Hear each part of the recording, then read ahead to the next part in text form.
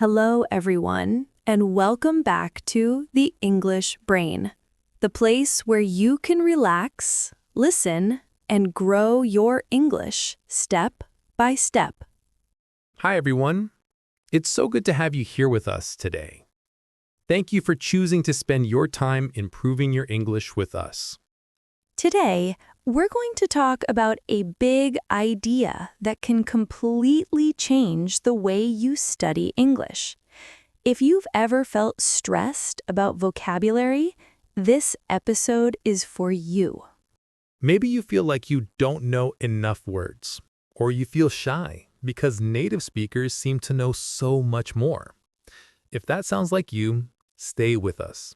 In a few minutes, we'll share a simple way to think about vocabulary that can make learning feel easier and more possible. And remember, if you enjoy these calm, slow conversations, please like this video, subscribe to the English Brain, and share it with a friend who is also learning English. Small actions like that help this channel grow and help you stay motivated. All right, Lena, let's dive into today's topic. What are we talking about exactly? We're talking about how you can become a confident English speaker without learning thousands and thousands of words. That sounds almost too good to be true. Most people think, if I want to speak well, I need a huge vocabulary. That's the problem. That belief makes many learners feel tired and discouraged. But here is the key.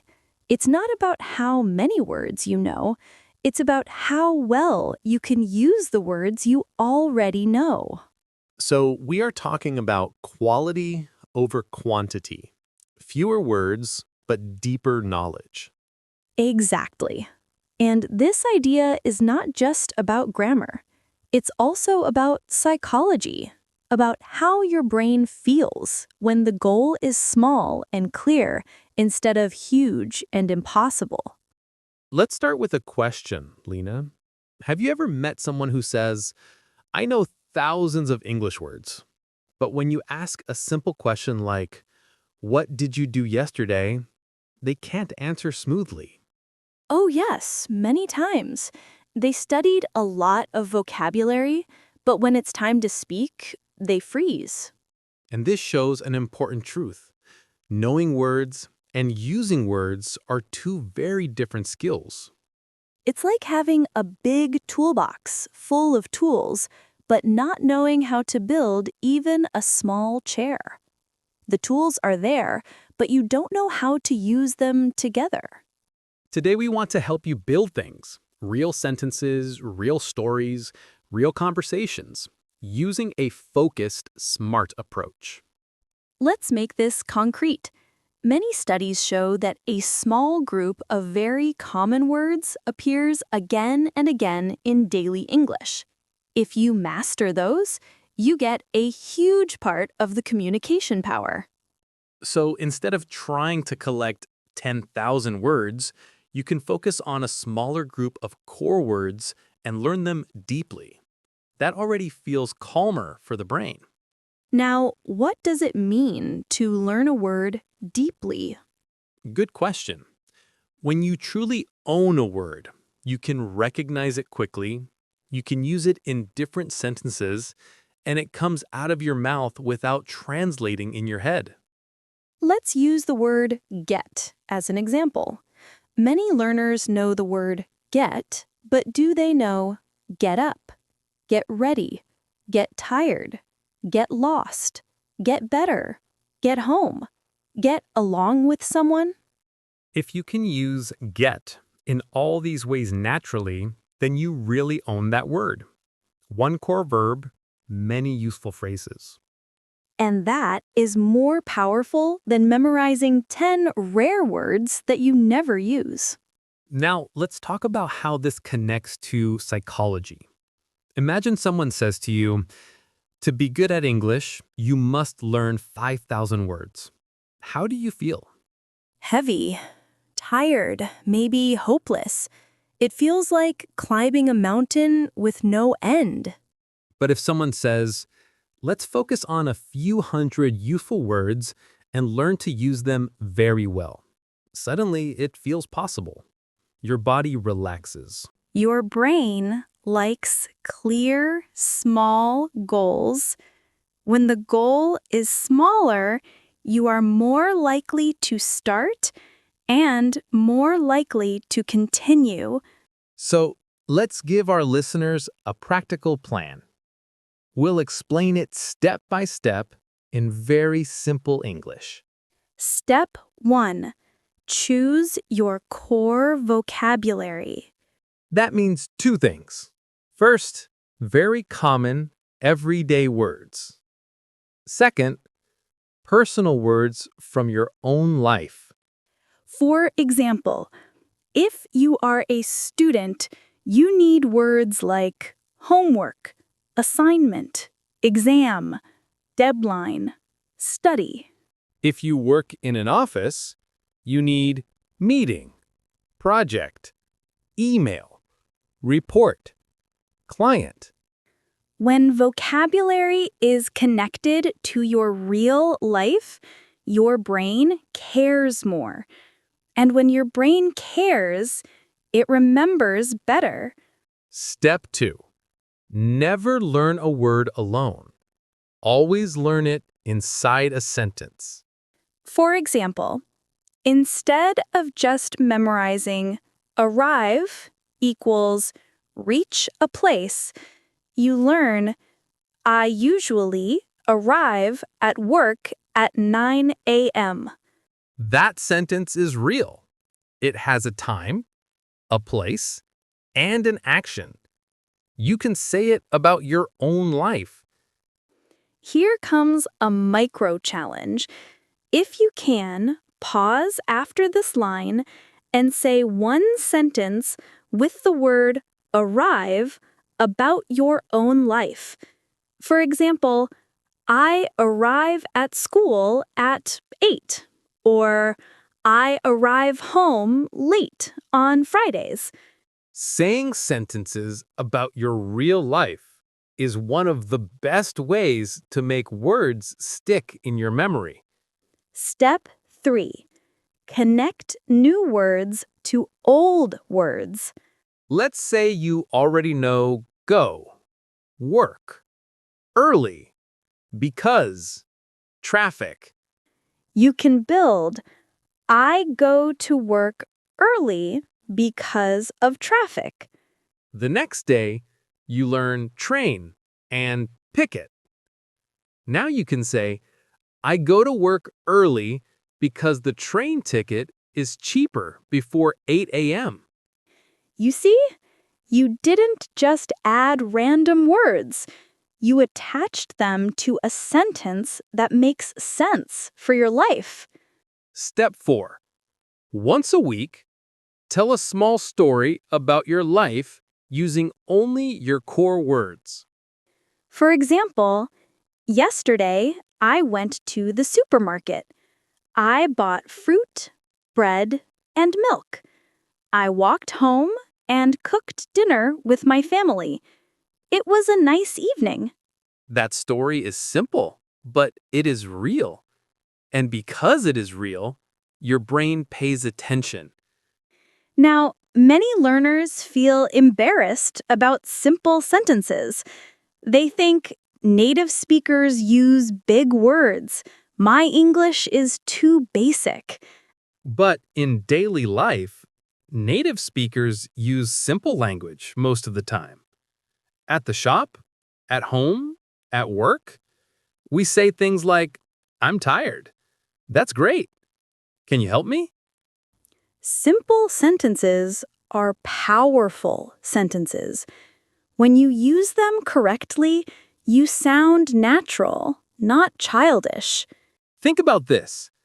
Would you rather say one complicated sentence with mistakes that nobody understands, or 3 simple sentences that everyone understands? Communication is the goal, not showing off. Your listener wants to understand you, not give you a vocabulary exam. I want to add a little psychology idea here. There is a well-known rule that says a small part of your effort creates most of your results. In English, that small part is your core vocabulary. If you focus on core words and common phrases, you get most of the communication power. That's why this approach works so well. Now, let's talk about practice. How often should someone practice to get real results? Many people try to study for 2 hours once a week. They feel very motivated one day, and then they are too tired on the next days. A better way is to practice a little every day. Your brain likes short, regular contact with English. Here is a simple daily routine you can follow. In the morning, 5 minutes. Review yesterday's sentences while you make breakfast or coffee. Say them out loud. In the afternoon, 5 minutes. Listen to something in English. Maybe part of this episode again, maybe a short video. Try to notice the core words you are learning. In the evening, 5 to 10 minutes. Tell a 1-minute story about your day using your core words. You can write it or just speak it. That's only 15 to 20 minutes a day. But if you do it every day, it is much more powerful than one big, stressful session each week. Your brain needs time to build strong connections. When you repeat small actions, those connections grow. Think again about the forest path image. The first time you walk, it's hard. After many walks, a clear path appears. Eventually, you don't think about where your feet go. You just walk. That's what we want with English. At first, you think about every word. Later, you just speak. Now, we must talk about mistakes. Many learners are so afraid of mistakes that they stay silent. But mistakes are not your enemy. Mistakes are your teachers. When you say, "I go to work yesterday," that mistake shows you, okay, I need to practice past tense. Everyone, even native speakers, make small mistakes. We say, we forget words, we start a sentence and then change it. Perfection is not the goal. Connection is the goal. If the other person understands you, you have succeeded. Let's get practical again and give some high-value word combinations learners can start using today. Let's start with the verb make. You can say, make breakfast, make coffee, make dinner, make a mistake, make friends, make money, make time. With the verb take a shower, take a break, take your time, take care, take responsibility. With the verb have breakfast, have lunch, have dinner, have a meeting, have a conversation, have fun. Now, a small speaking challenge. If you can, pause after this line and repeat these sentences slowly. I make breakfast every morning. I take a shower before work. I have a meeting at 10. If you practice sentences like these every day, they will become automatic. You won't need to search for words. Let's shift to feelings again. Many people feel nervous, ashamed, or discouraged about their English. This focused approach can help because it gives you a small, clear target. 10 words today, 5 sentences today. That's all. When you complete that small target, your brain feels a little reward. You think, I did it. Small wins build confidence. Confidence makes you want to practice more. That creates a positive cycle. Now let's imagine your future self. Imagine yourself 6 months from now. You listen to a podcast in English and you understand much more than today. You join a meeting at work and you can answer without freezing. That future version of you is not magic. It is built by small steps you take now. Small sentences, small stories, small daily routines. You can even say, in 6 months, I'm going to speak English more easily. I'm going to feel calmer when I talk. Saying it out loud makes it feel more real.